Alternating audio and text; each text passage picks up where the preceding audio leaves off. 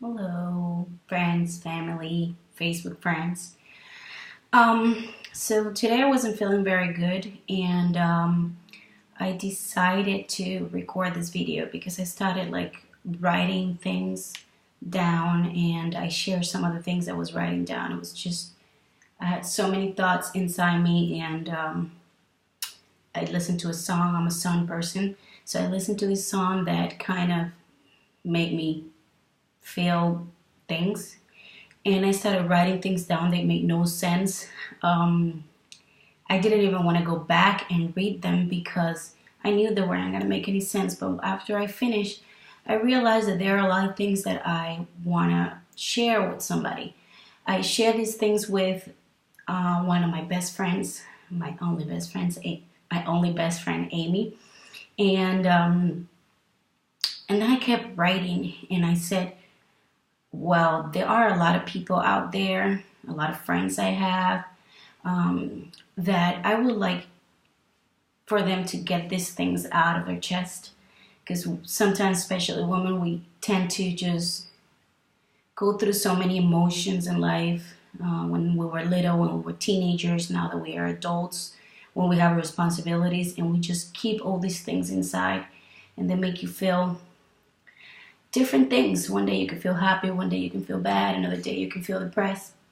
So I wrote all these things down, and they're gonna sound very random. They're gonna sound very awkward. You might think you don't have to share all these things with the entire Facebook community. Keep things to yourself, or you might post whatever you want. But I really wanted to post it. It's my decision, and if you don't like it, just stop right here, or you can keep watching. And there's so many things, and I don't want to forget. And again, I'm gonna read it, but there are a lot of random thoughts, and you might not agree with me with a lot of the things I have to say. And I started by writing the word love because it means a lot to me, and it's a single word that means so much to many, and it's taken for granted to for some. Why is it important for so many? I think love dominates the life of many people. I think that the first thing some of us think about in the morning when we open our eyes, it's a love-hate thing. Is I hate waking up so early. I hate my job. I hate my boss. I hate myself. It's a daily question as soon as you open your eyes. I hate waking up. I hate I can't lose the weight. I hate my financial situation, whether it's good or bad, or do you think I love who I am? And for that, I do what I want every day. And I don't think a lot of us do what we want every day. Is it that there's no other option and you have to do things you hate every day? Or you love somebody so much that the result of doing the things you hate have a good consequence that you might love, like providing for your family, like buying yourself something to make yourself feel better, or achieving something that you really want and would love, maybe. But why this? Why what I hate and not what I love? Because we don't know what we want, or we don't fight enough for what we really want and for what would make us happy. It's out there. I think it's out there. You should just go get it.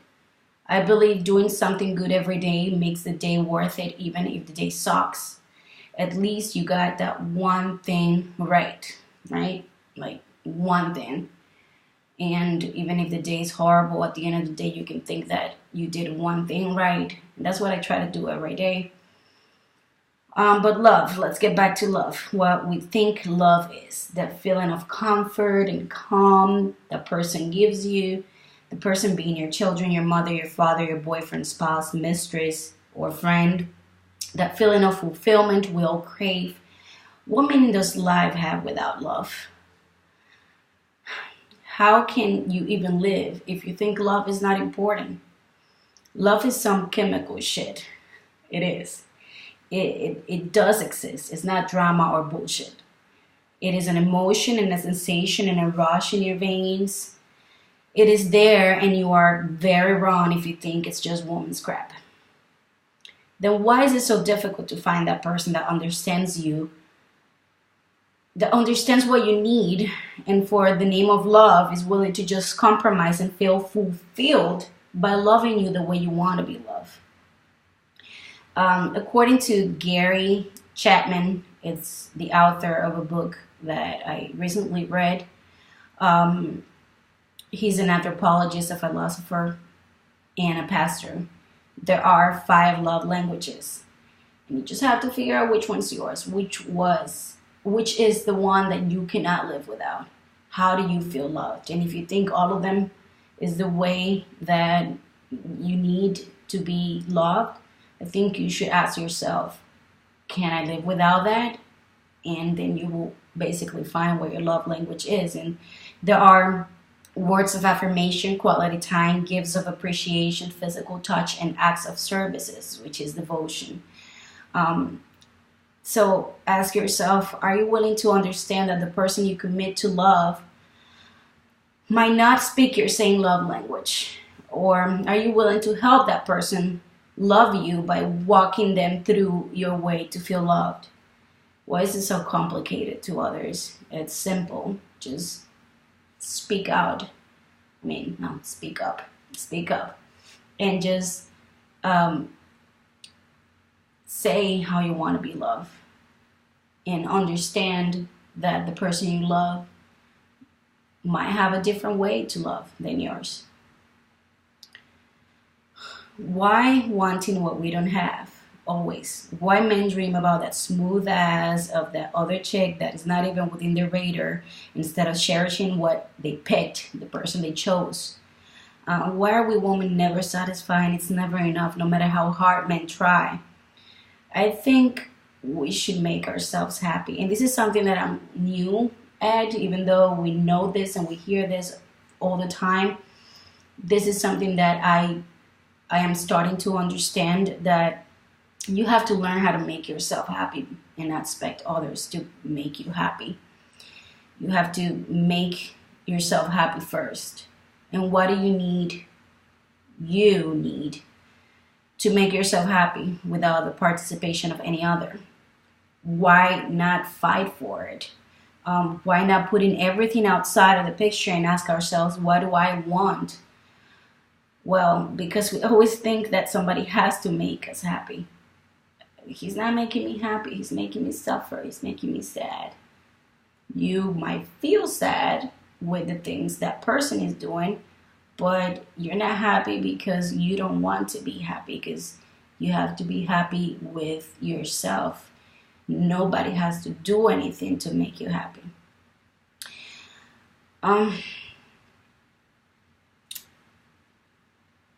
Knock, knock, I was about to say.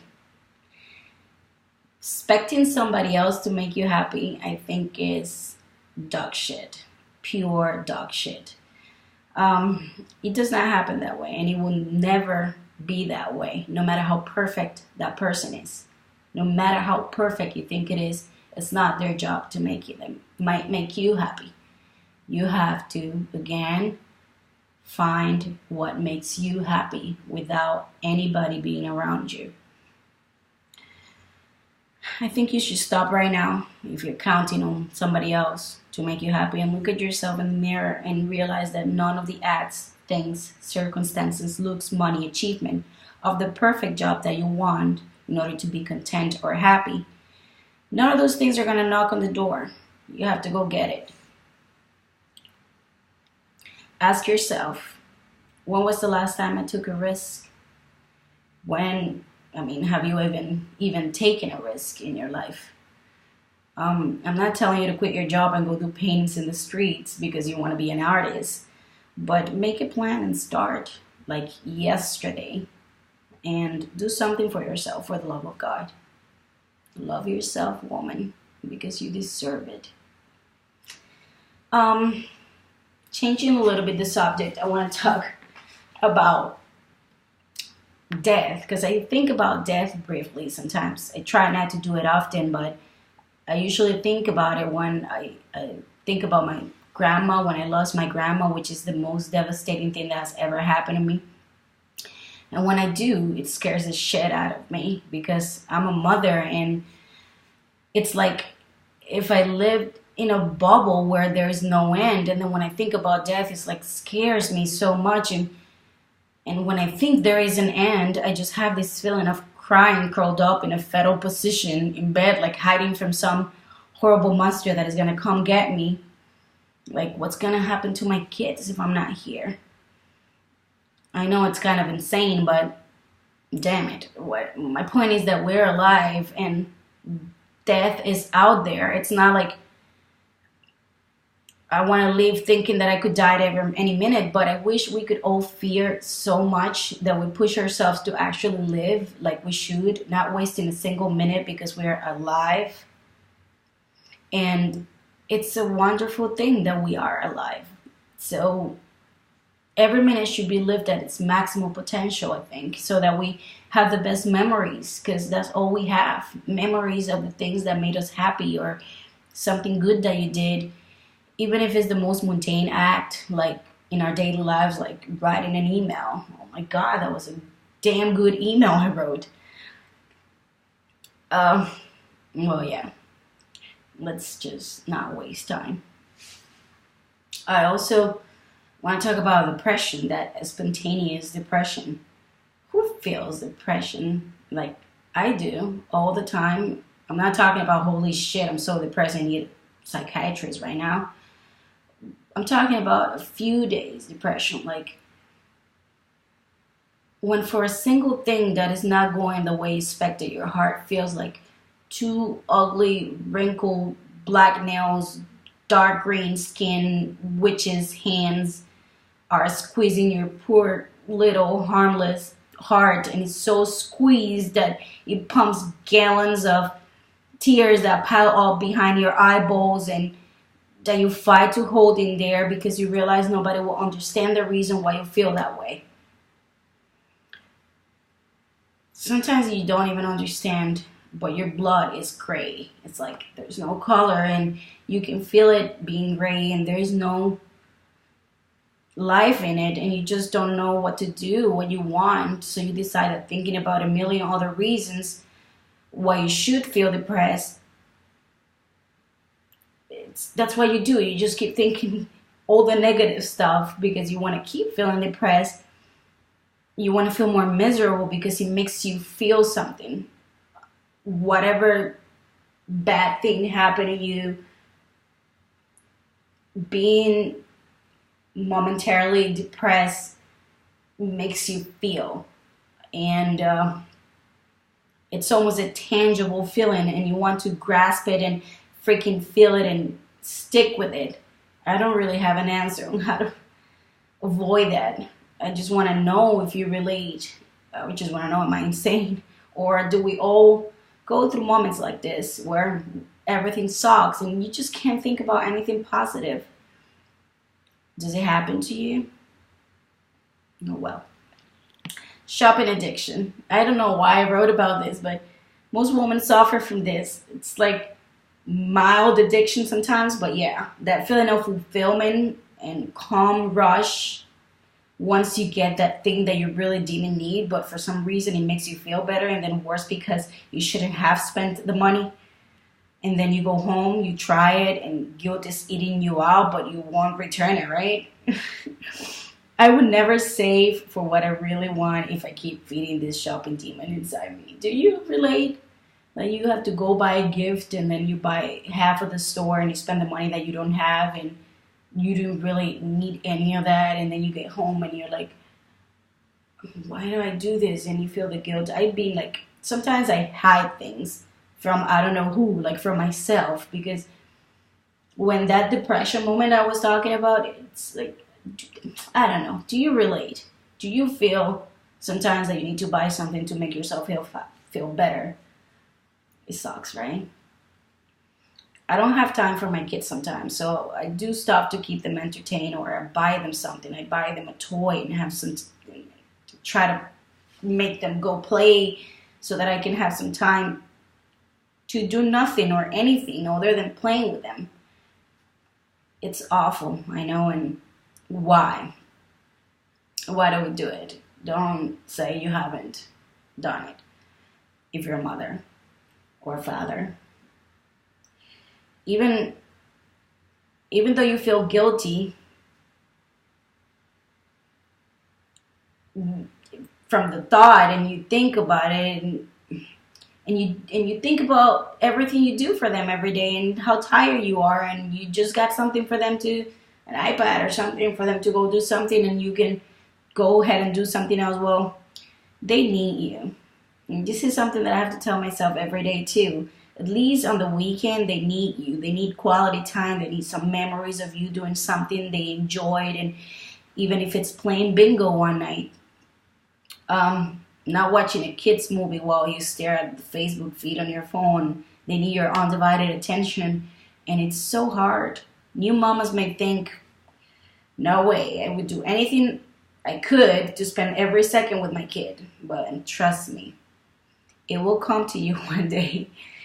Especially when you have more than one kid. I love them. I adore them. They're my life. But these thoughts do happen. Let me tell you something I realized within the last few years. You need to teach them to be independent and happy with themselves at an early age. But they do need your love because you are the world to them. You're their everything.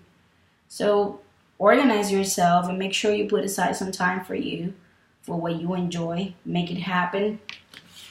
Pay your sister, your friend, your best friend to spend a day with them eating popcorn, candy, and having fun at home while you do whatever you want, even if it's nothing. And the crave for spending quality time with your kids will come to you. But you have to do something for yourself because I've always believed that if mom is not happy, the kids are going to feel it. And it's an awful thing for them to see their mother or father not being happy. You're going to want to spend time with them, but you have to do things for you so that you can be there for them with the right mood. It's not that I do it right, but I acknowledge this works, and even though I should force myself to do it more often and do more things for myself, it happens. And when it happens, it feels good when you do something for you. I think we should ask ourselves why we act also the way we do. Does it have something to do with your childhood? Something happened? Did you lack on something, or did you have too much of something when you were a kid or when you were being raised or growing up? When you acknowledge the main reason why you do things the way you do, the things you don't like about yourself, you get to control it. So acknowledging and admitting to something that you don't do right and that you know you don't do right, even though you try not even to think about it.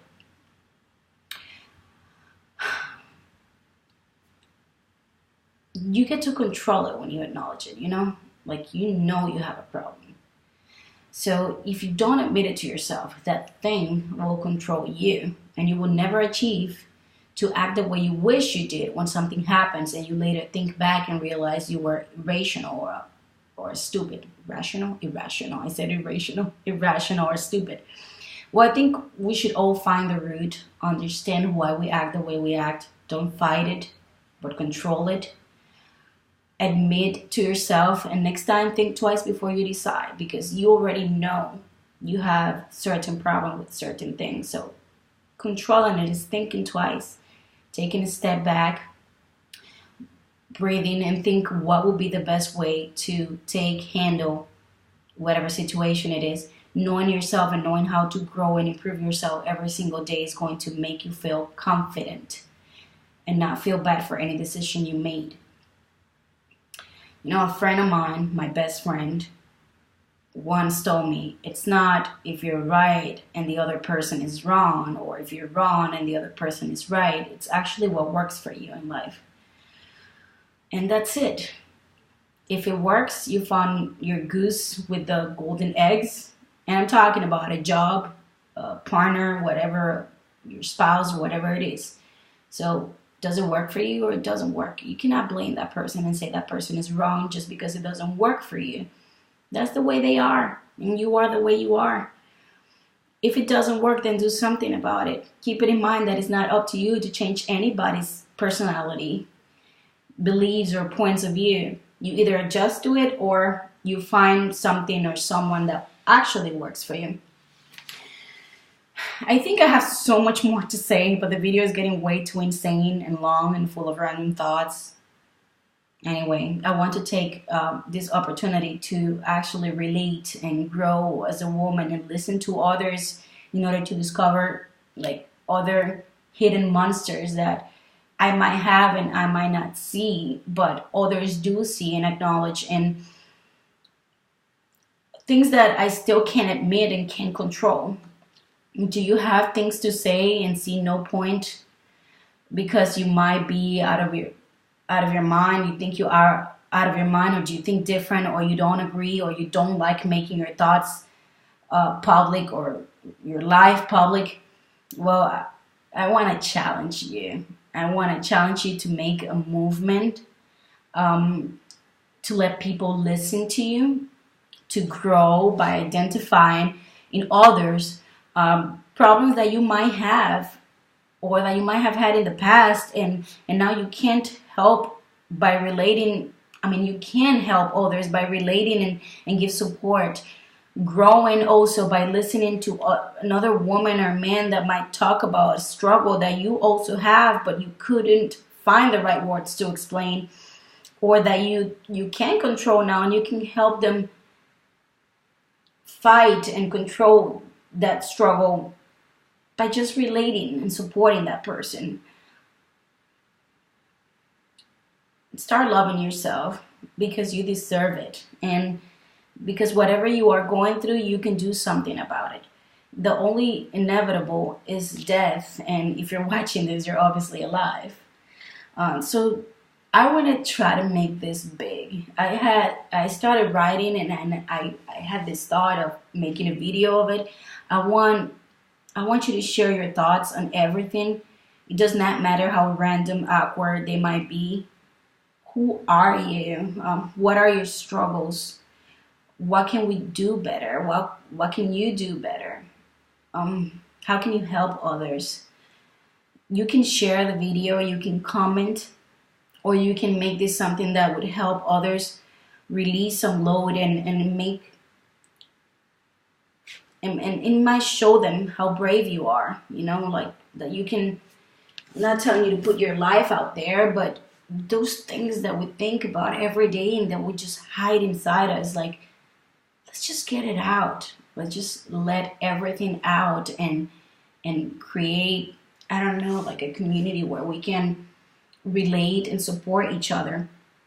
What I'm going to do is I would challenge a few strong women that I have in my account, in my Facebook account, to take some time and do your own video. Short, long, whatever you want, and tag your own people and have them rant, I guess. Give them the power of having a word, a say, and relate again. I'm sorry for using the word relate so many times, but I just want to share this. And thank you for watching and I hope you enjoy it, and I hope you don't think I'm insane for doing something like this. And every single person I have on my Facebook, I love you all. And nothing, share your thoughts, and remember that if I'm tagging you, I'm expecting you to have the balls to make your own video. Take a few minutes and sit aside and make your own video. Talk to you later. Bye.